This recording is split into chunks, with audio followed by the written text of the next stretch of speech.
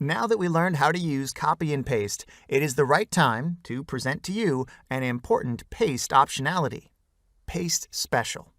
In order to use Paste Special, we need to copy one or multiple cells, and then open the Paste Special dialog box.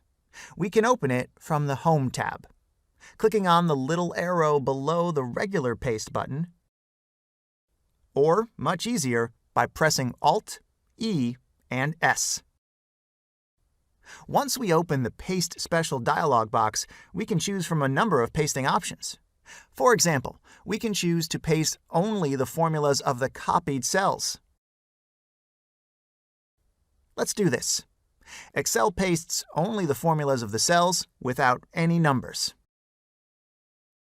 Alternatively, we can paste only the values of the copied cells. See? Only numbers. We don't have any formulas anymore. Paste Special allows you to choose from several different options. Later on in the course, we will continue to practice with Paste Special. This will do for now.